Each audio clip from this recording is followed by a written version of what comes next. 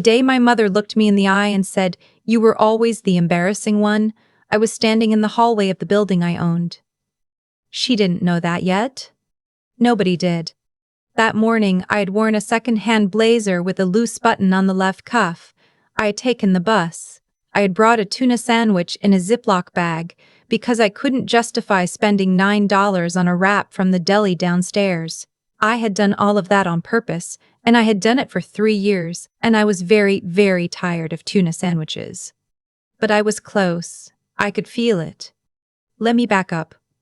I grew up in a house where my father's name meant something. Not a lot. We weren't dynasty-level wealthy, but in our town, in our circle, the name Caldwell meant the hardware chain with 11 locations across the mid-Atlantic, the charitable foundation my mother chaired every spring, the holiday party that everyone wanted an invitation to. It meant something, and from the time I was old enough to understand what that something was, I was told, in various gentle and then not-so-gentle ways, that I wasn't the one who would carry it forward.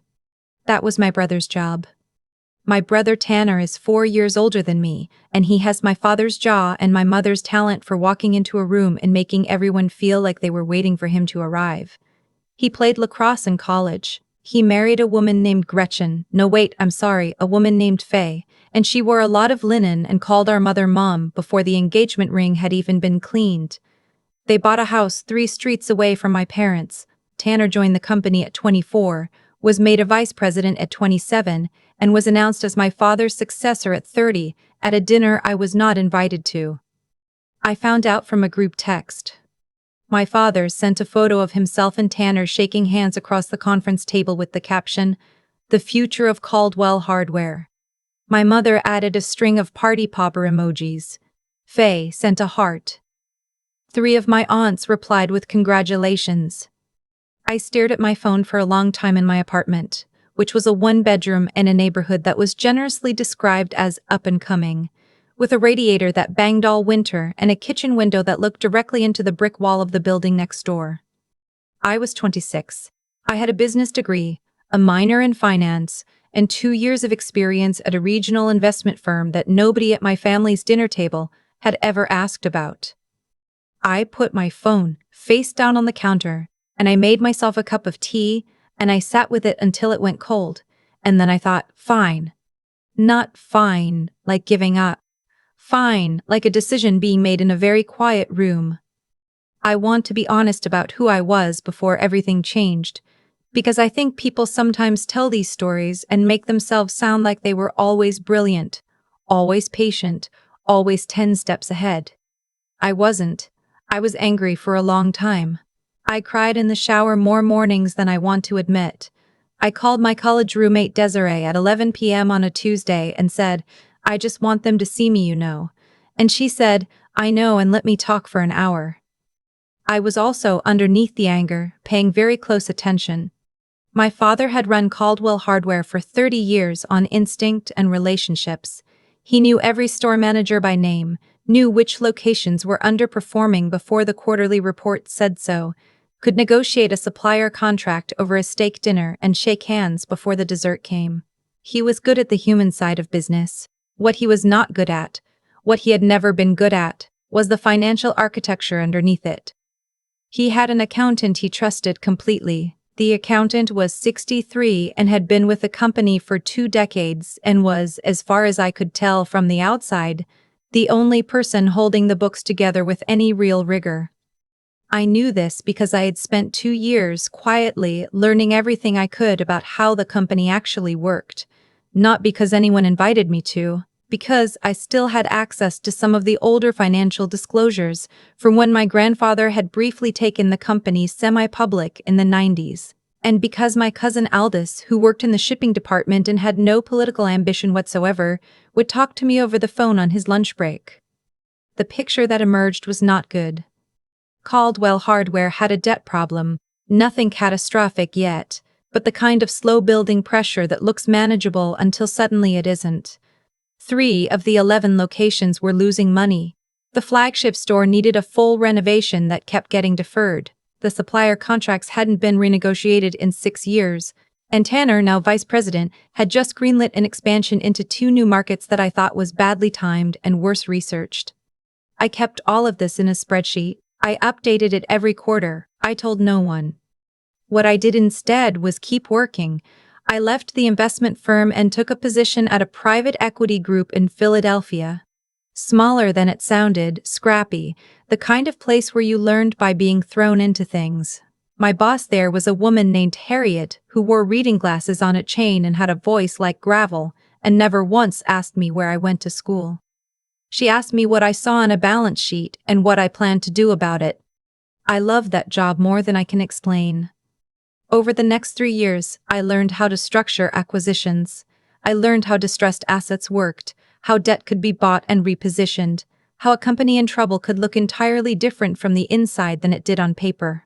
I saved money with a discipline that bordered on obsessive. I lived like I was broke because I was, mostly, and also because I needed every dollar for what I was planning. I called it the project in my head. I never wrote it down anywhere. I talked to Desiree about it once, in general terms, and she said, "You're either going to be very successful or you need therapy." And I said, "Probably both." The turning point came in the spring of my 30th year. The accountant retired. His replacement was younger, more aggressive, and within 8 months had flagged to the board that Caldwell Hardware was carrying more debt than its current revenue could comfortably service. The expansion Tanner had pushed through was underperforming. 2 of the new locations were bleeding. The supplier renegotiations I had seen coming for years had gone badly, and one major distributor had pulled out entirely. My father called me for the first time in 4 months, not to ask for help, to tell me that the company was going through a restructuring phase, and that it was all going to be fine, and that I shouldn't worry.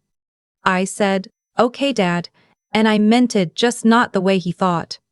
Through a series of transactions I had been carefully constructing for over a year, using a holding company I had established in Delaware called Meridian Bridge Partners, I purchased a controlling stake in Caldwell Hardware's debt. Nobody knew it was me. Meridian Bridge had no public connection to my name. The transactions were legal, properly structured, and completely invisible to anyone who wasn't looking very carefully in exactly the right places.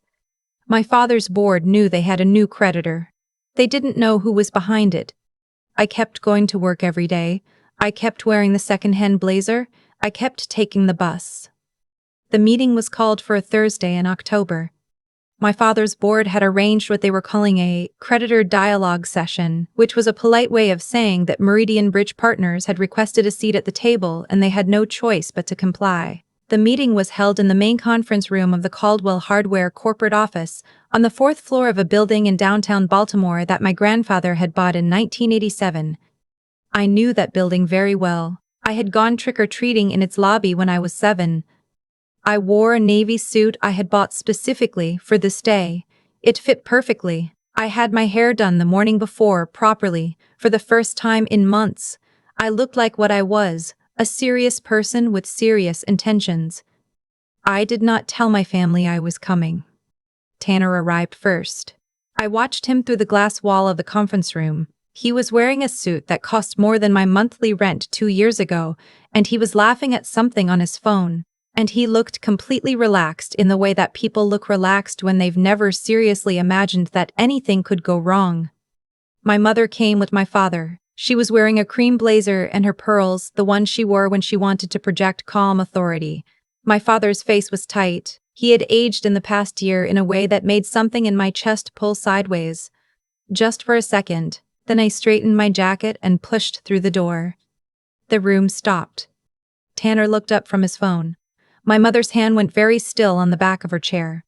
My father's expression moved through several things very quickly: confusion, recognition, something else I couldn't name.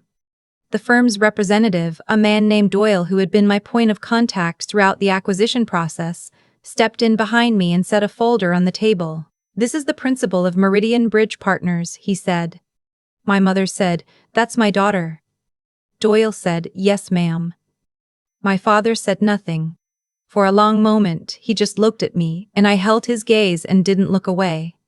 Tanner was the first one to find words. "What is this?" he said. "What are you doing here?" I pulled out the chair at the head of the table. Not because I was trying to make a point about the seating arrangement, but because it was the chair closest to me. And I sat down. "I'm here," I said, "because I hold a controlling interest in your company's outstanding debt." My mother let out a sound that wasn't quite a word. "That's not," Tanner started. "It's in the documents," I said. I kept my voice level. I had practiced this voice in my apartment bathroom for approximately 6 months. "Doyle can walk you through everything. I'm happy to answer questions, but I want to be clear that all of this has been properly disclosed and fully legal, and you've had access to these filings for the past 3 weeks." My father sat down slowly. He put his hands flat on the table. He looked at me like he was trying to find the version of me he recognized and couldn't quite locate her. "Why?" he said. "It's a short question. It deserved an honest answer." "Because you never asked me," I said. "You announced Tanner's succession at a dinner I wasn't invited to. You sent me a group text. I have been working in private equity for 4 years, and you have never once, not once, asked me what I thought about this company's financials. You've been bleeding from 3 locations for 2 years, Dad. You had a distributor problem you could have fixed 18 months ago. You knew I had a finance background and you didn't ask." The room was very quiet. "So I stopped waiting to be asked," I said. What followed was not a dramatic confrontation in the movie sense. There was no screaming. My mother did not throw anything. Tanner went very pale and then started talking about lawyers, which I had expected, and Doyle handled that part of the conversation while I sat and drank the coffee that someone had apparently set in front of me. What happened over the course of that 3-hour meeting was a negotiation. Meridian Bridge Partners, which was to say me, was not there to dismantle anything. I was there because I had spent 3 years building towards something specific, a restructuring plan that would actually work. I had the debt. I had the plan. I had a term sheet that addressed the 3 underperforming locations, the distributor contracts, the renovation backlog, and the expansion strategy, and I had done the analysis to back every line of it. My father read it in silence for 27 minutes. I know because I was watching the clock. When he looked up, his eyes were wet. He didn't say anything right away. He just looked at me with an expression I didn't have a name for, something between grief and something that might have been, finally, recognition. My mother had left the room once, about an hour in, and come back with her eyes red. She sat through the rest of the meeting without speaking. Tanner argued for a while. He used words like hostile and betrayal, and at one point said that I had gone behind the family's back, which I found interesting given the history of group texts and dinner invitations. Eventually, he ran out of steam, or maybe he started doing the math because he went quiet and stayed quiet. At the end of the meeting, my father asked if we could speak privately. Doyle and Tanner and my mother stepped out. The room was very quiet, with just the 2 of us. My father is not a man who apologizes easily. He comes from a generation that considers an apology a kind of structural failure, but he sat across from me at that long table, in the building his father had bought, and he said, "I should have seen you. I'm sorry I didn't." I had been waiting, without knowing it, to hear those words for about 5 years. They hit me somewhere I wasn't prepared for. "I know," I said, "because I did, and because I didn't want to cry in this room, not yet, not today." "The plan is good," he said. "It's better than good." "I know," I said again. He smiled at that, just a little. "You sound like me." "I know that too." The restructuring took 14 months. It was not clean or easy or cinematic. 3 locations were sold. The flagship renovation happened in phases. 2 of the supplier contracts were renegotiated and 1 was replaced entirely. The 2 expansion stores were repositioned rather than closed, which was a judgment call I lost sleep over and which, by month 10, was looking like the right call. Tanner stayed on in a different capacity, a smaller one. We don't talk about it directly.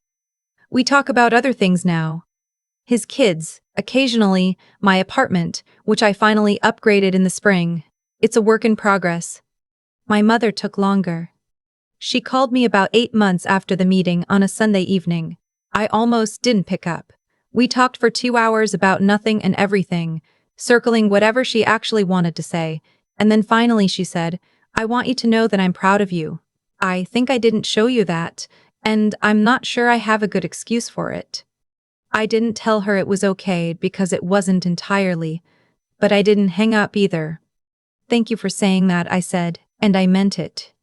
People ask me sometimes, Desiree asks me mostly, whether I feel like I won. Whether the whole thing was worth it. I think about the spreadsheet I kept for 4 years. I think about the tuna sandwiches. I think about sitting in my small apartment with my face lit up by a laptop screen, running numbers on a company that didn't know I existed, building something patient and careful and entirely my own. I didn't do it to win. I did it because I had something to offer and no one would let me offer it the ordinary way. I built a door and walked through it. That's all. My father retired 8 months ago. He announced it at a dinner, a real dinner, with the whole family, and I had a seat at the table this time.